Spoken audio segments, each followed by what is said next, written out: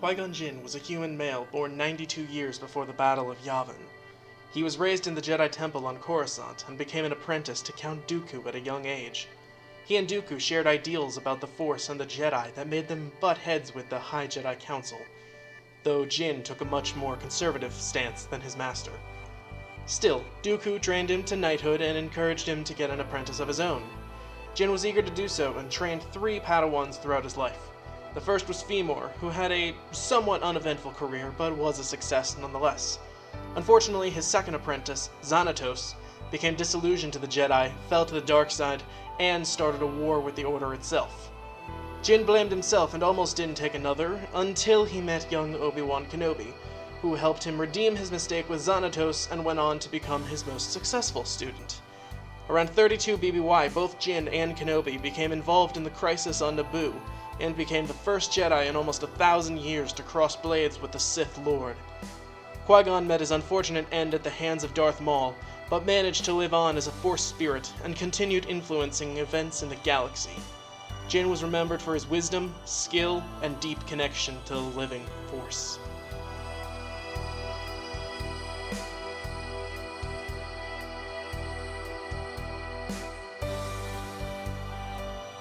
Luke Skywalker was a human male born 19 years before the Battle of Yavin, right at the tail end of the Clone Wars and before the rise of the Galactic Empire.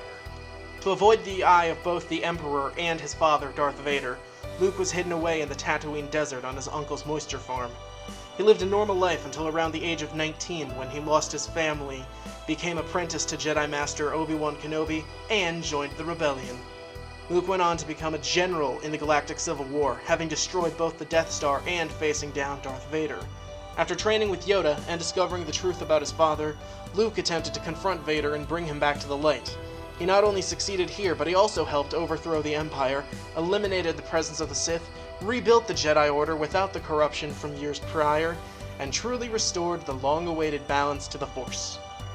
And then The Last Jedi happened. Just... ugh.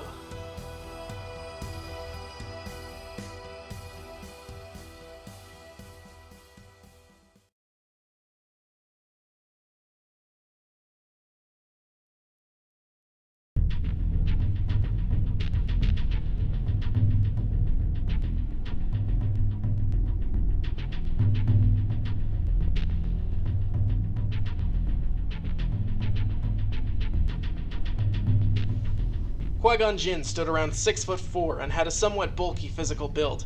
At the age of 60, Qui Gon was at the tail end of his physical prime, but didn't let that stop him. He was noted by Obi-Wan for still having speed that surpassed most Jedi Masters and being able to move faster than the eye could see. In his battle with Darth Maul, he was apparently able to not only match the Zabrak's physical strength, but also send shockwaves through the young apprentice's arms. He may not be as young as he once was, but he can still hold his own with the best of the best.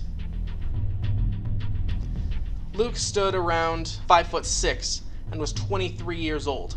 He had a slim but relatively muscular build. Being raised to work the land under the twin suns, Luke was naturally geared towards enduring pressure under harsh physical pain. His time training under Yoda pushed his physical strength and speed to a high level, being forced to do handstands for hours while balancing stones in the air with the Force. He was fast enough to disarm Boba Fett at close range, whose reflexes are considered supersonic. In his battle with Vader, he shocked the Dark Lord with his strength and sent him flying with a single kick. He's not getting the height advantage against anyone, unless there happened to be Yoda, but he's certainly going to give them a rough time any other way. I can honestly see an argument for either one here. Qui-Gon is faster and holds greater leverage. Luke is stronger and will probably last much longer. I don't necessarily see this as becoming an endurance match, but the fact is that Luke is about 40 years younger and will hold out longer if he absolutely needs to. Advantage to Skywalker.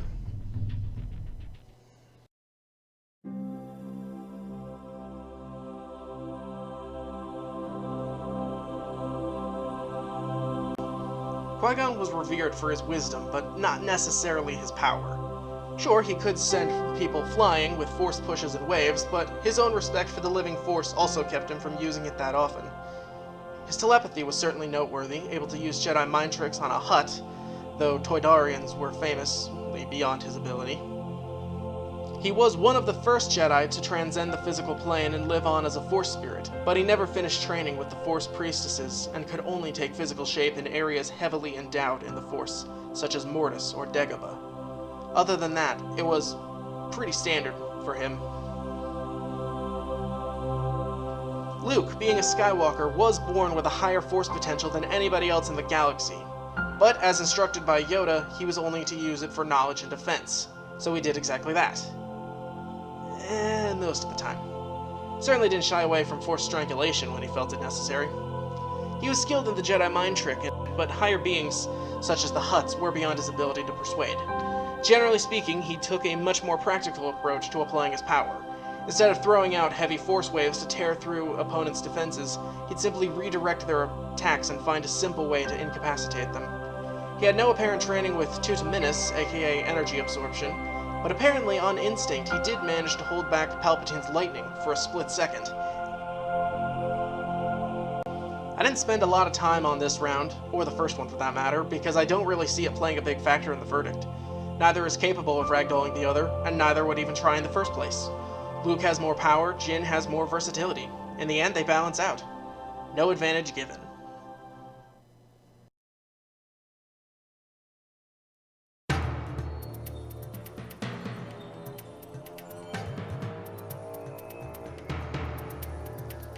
Qui Gon was unorthodox, to say the least. His chosen form, Ataru, was entirely based around overwhelming his opponent with blitzing speed and acrobatics. But due to his aging body, he changed the form to be more conservative in approach, so he could keep the blade work he was most familiar with. He also blended in Makashi, which he picked up from his master Dooku, to give himself more finesse and grace on the battlefield. And in no doubt thanks to his large physical build, I also suspect that he picked up Form 5 Gem So to properly channel his own strength against his competition. Ataru gave him an aggressive attack phase, Makashi gave him refined technique, and Gem So gave him options for counterattack and redirection. He's also been known to use the occasional verbal trickery and force push in a battle, both tricks he no doubt learned from watching his own master. However, in case you haven't noticed, these styles and tactics left him quite a bit of an empty field in his defenses, which is ultimately what killed him. But with such skill and experience behind him, he rarely needed it. His feats include defeating Xanatos, being a key player in ending the hyperspace war, and standing toe-to-toe with Darth Maul. Luke used a blending of styles he learned from Obi-Wan, Yoda, and Vader. He learned Shi-Cho, the basics of lightsaber combat, from Kenobi. From Yoda, he learned Ataru's speed-based tactics. Vader gave him a blending of Makashi and an altered form of Gem So. Then later on, after Return of the Jedi, Luke took up Surisu from Obi-Wan's journals on Tatooine. Quite the variety, something even he may not be aware of. Luke's greatest ability on the battlefield was his analytical mind and adaptive skill. In a sparring session with Master Yoda, he slowly figured out the pattern to the Master's movements, and disarmed him by disrupting the flow of Yoda's Suma rotations. In his second bout with Vader, and yes, this is their second official meeting, even though he was completely outmatched and Vader was clearly holding back, he still figured out Vader's pattern and got inside his sword guard for a split second. When he came back for round 3 as a fully fledged and prepared knight, he used Vader's own blade work against him and disarmed his father legitimately. Even if the latter was still conflicted about fighting at all, he still called Luke the greatest challenger he's seen in years. Okay, this round specifically is the reason I wanted to do this match. Both men use incredibly unorthodox mix-and-match styles in practice, rely on cunning over brute force, and are incredibly gifted at adapting to alien techniques. Luke is probably more familiar with Qui Gon's style than vice versa, having been trained by Jinn's master and his apprentice. But Qui Gon is the more likely to adapt to Luke's altered form, being taught well by Dooku, a stated master of all 7 forms. I think what really makes or breaks this match is how you interpret their respective battles with Maul and Vader. The way I look at it, only one of these men was a proper match for their rival. Vader acknowledged Luke as a challenge, but never really struggled against his son. Maul understood that Jinn was a legitimate threat and won by playing defense and wearing his opponent down. And while Maul may not be an exact equal to Vader, that's still enough for me to call this one. Advantage to Qui Gon Jinn.